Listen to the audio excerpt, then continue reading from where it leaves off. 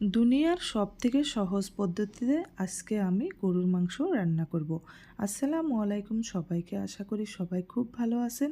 নতুন একটি ভিডিও নিয়ে ওয়েলকাম জানাচ্ছি সিম্পল রেসিপি ইনকেপিতে। এখানে আমি নিয়ে নিছি 1.5 কেজি পরিমাণের গরুর মাংস। মাংসগুলো চর্বিযুক্ত ছিল। আমি কেটে ধুয়ে ভালো করে পরিষ্কার করে নিছি। এবার আমি একটা কড়াইতে মাংসগুলো দিয়ে দিছি।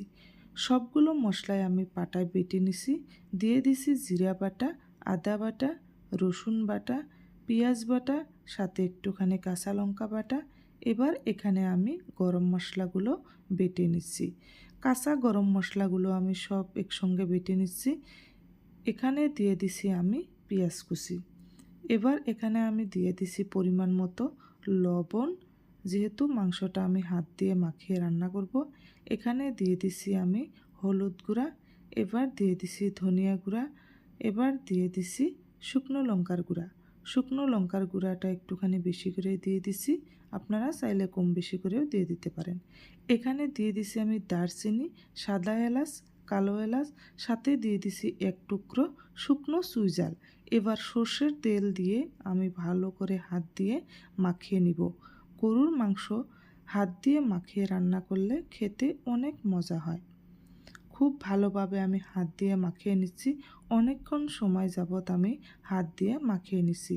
গরুর মাংস যতই হাত দিয়ে মাখানো যায় ততই কিন্তু খেতে টেস্ট হয়। দেখুন মাংসটা এবার আমি 10 মিনিট সময় ঢাকনা দিয়ে ঢেকে রেখে দিছিলাম। এবার এখানে চুলার উপরে দিয়ে দিছি।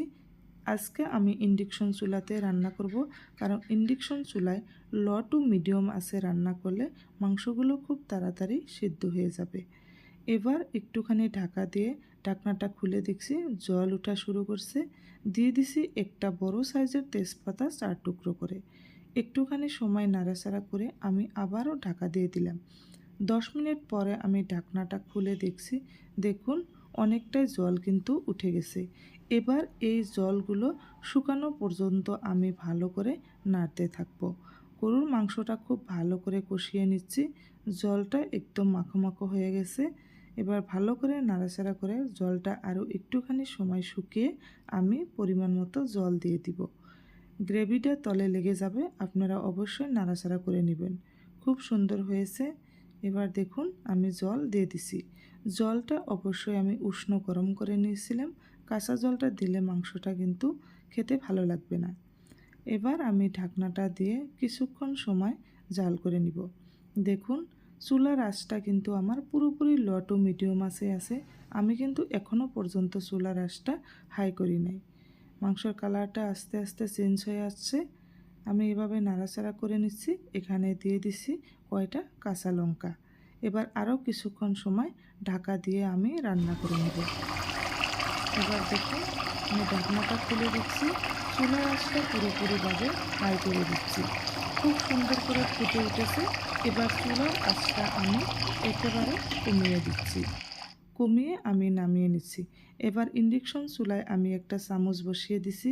এখানে দিয়ে দিলাম সর্ষের তেল, দিয়ে দিছি গোটা জিরা, একটুখানি পেঁয়াজ, দিয়ে দিছি একটুখানি রসুন। অবশ্যই আপনারা এখানে একটা বাটি বা নাহলে যে কোনো একটা হাতার সাহায্যে কিন্তু এই ফোড়নটা বানিয়ে নেবেন। এবার আমি চুলায় মাংসটা বসিয়ে দিয়ে এই ফোড়নটা দিয়ে ঢাকনাটা দিয়ে আমি 5 মিনিট সময় রেখে দিব। তারপরে চুলার আঁচটা একটুখানি দিয়ে আমি দমে রেখে দিব। দেখুন মাংসটার কালার খুব সুন্দর হয়েছে। নামানোর আগে অবশ্যই আপনারা এটা করবেন, খেতে দুর্দান্ত হবে। খুব সুন্দর গ্রেভি গ্রেভি মাংস কষাটা খেতে কিন্তু অসম্ভব মজা হয়েছিল।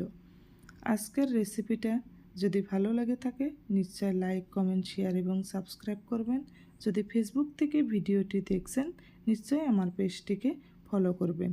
গরুর মাংসটা কিন্তু এভাবে রান্না করলে অসম্ভব মজা হয়। দেখুন এবার আমি নামিয়ে নিছি। মাংসটাও কিন্তু পুরোপুরিভাবে সিদ্ধ হয়ে গেছে। দেখুন দেখতেও কিন্তু মাশাআল্লাহ অনেক সুন্দর হয়েছে।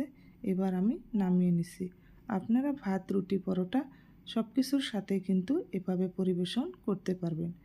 খুব কম সময়ের মধ্যে হয়ে গেছে, কোনো একটা ভেজাল নাই। তাড়াতাড়ি এই রেসিপিটা আপনারা বানিয়ে নিতে পারেন।